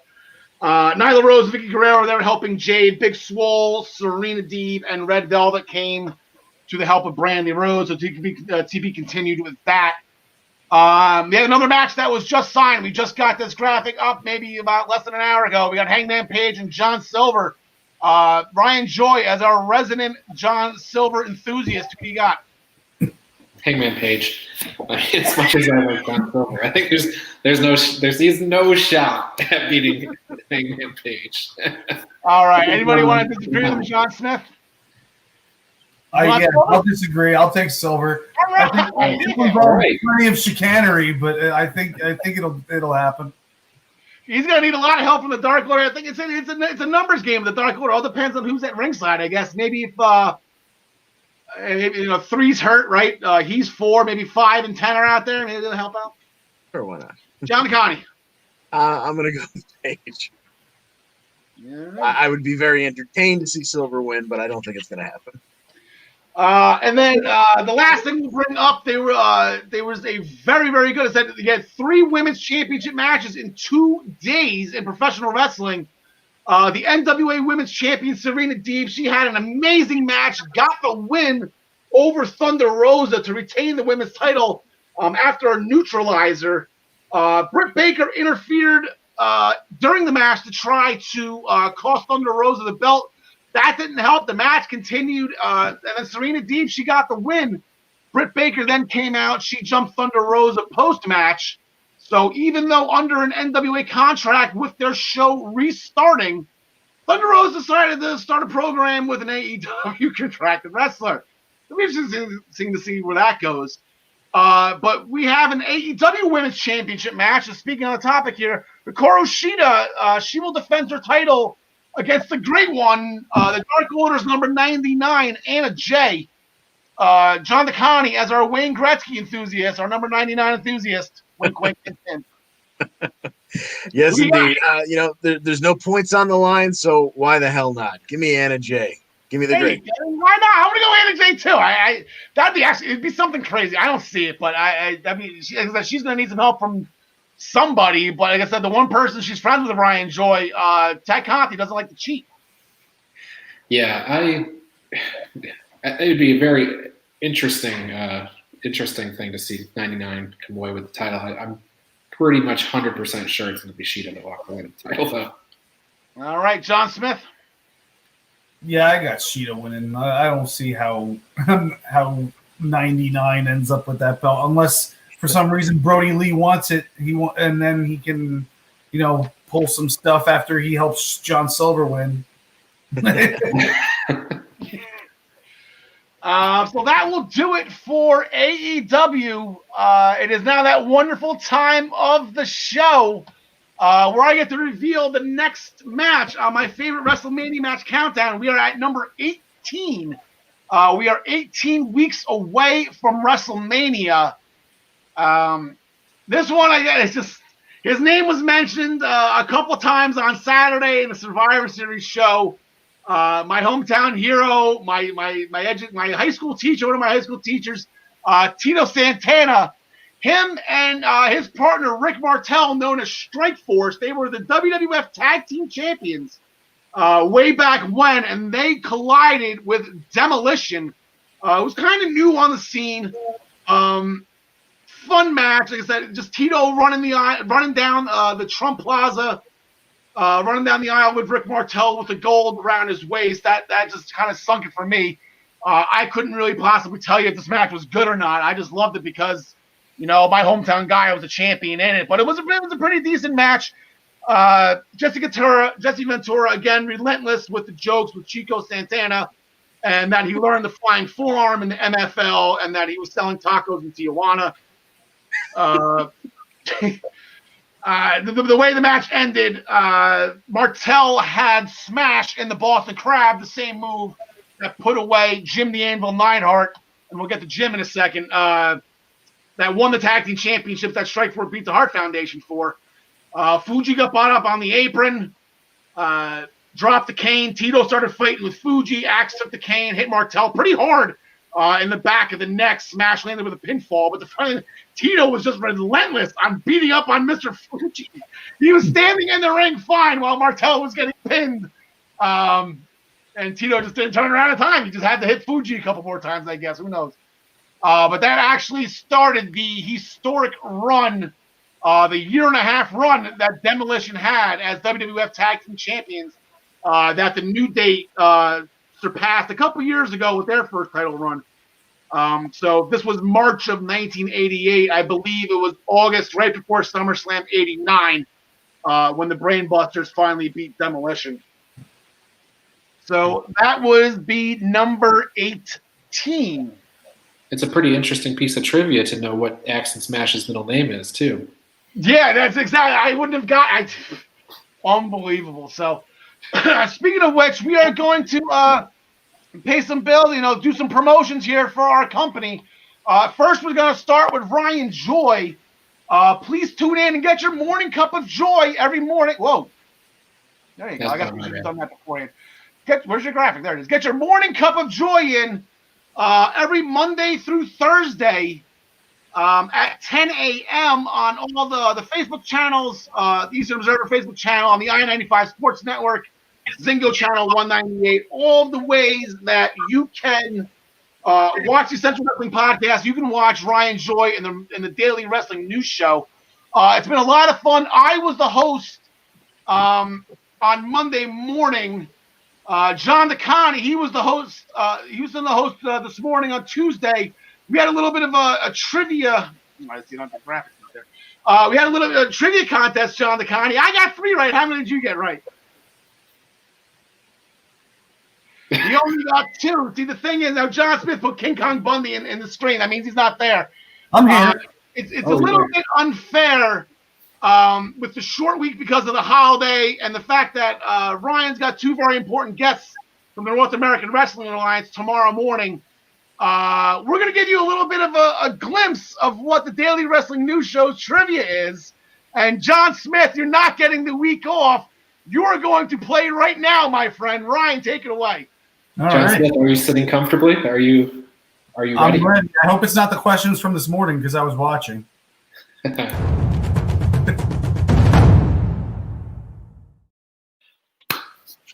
are the rules. You're going to get 5 questions. A simple majority correct gets you the W. If you win, you get a Goldberg OXO award. If you lose, you get a Hawkins. Okay. So the theme is War Games. How do you feel about that? If it's WCW War Games, I don't feel very good about it at all.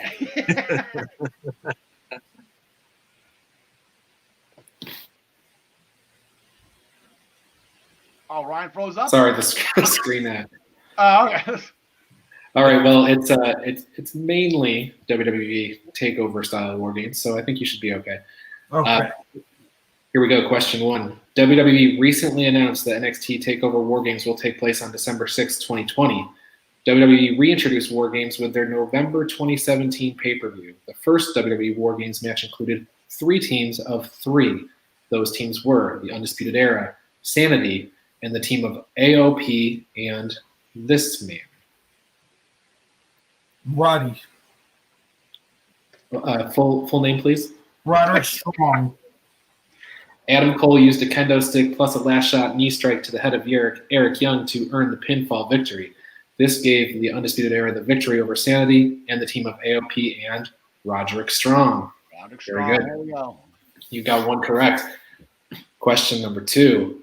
The 2019 War Games took place at the Allstate Arena in this state. Multiple guesses.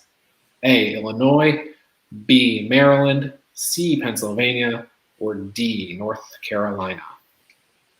Or should I say, North Carolina?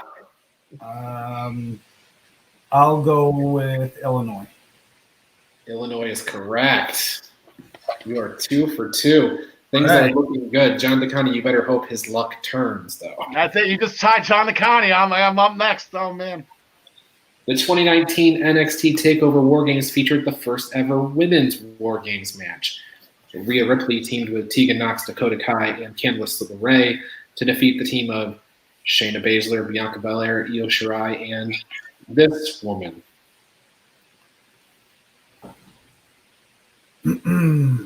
I'm sorry, it was Rhea Ripley. No. The three were who on the heel team? Shayna Baszler, Bianca Belair, Io Shirai, and Who the heck was it? Oh, this is gonna make me so mad.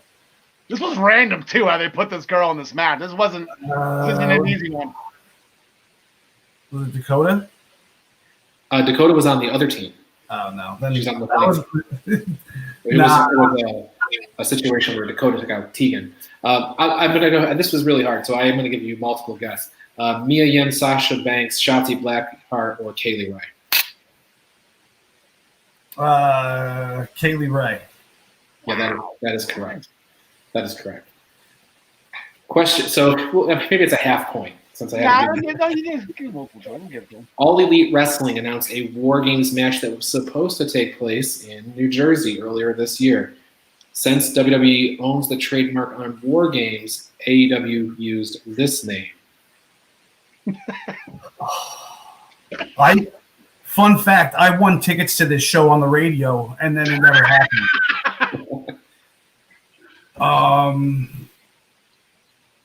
I guess I blocked it from my memory because I was so upset that I didn't get to go. I was going to that stupid match. Oh, man. No, I don't know. Remember when Cody announced it? You know, it was there's all this, you know, it's right here. I can't even read that.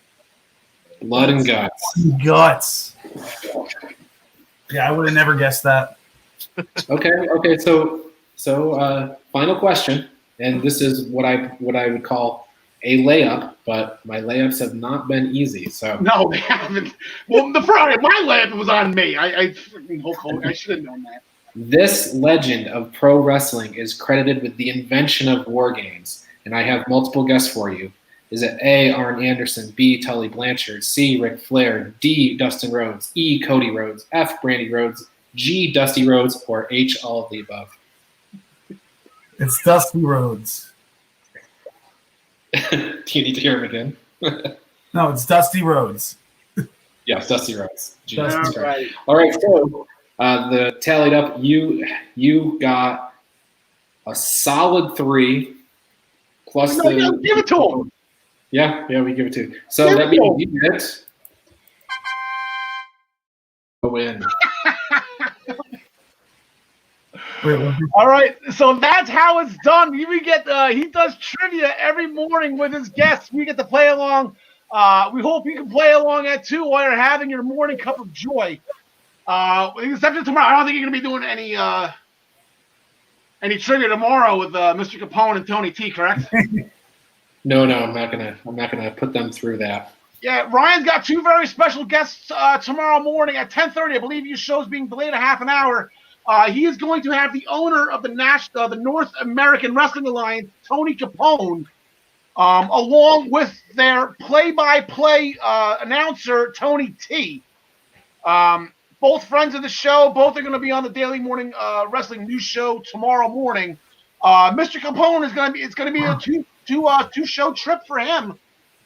On December 8th, Mr. Capone will be on this show on the Essential Wrestling Podcast, along with his best wrestling superstar, if you want to call her that, former NXT superstar, former Impact Knockout, Amber Nova, will be their special guest picker on the Essential Wrestling Podcast.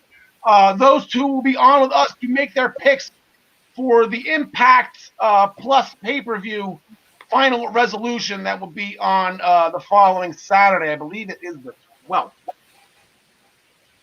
Make sure, as always, you tune into the Primetime Rundown every Friday at 6 p.m., although I shouldn't say every Friday because they are off this week due to the holiday, but they will be returning on December 4th at 6 p.m. on all the I-95 Sports Network outlets, as well as Dingo TV, channel 198. Ryan Joy, the Body Slam Brigade.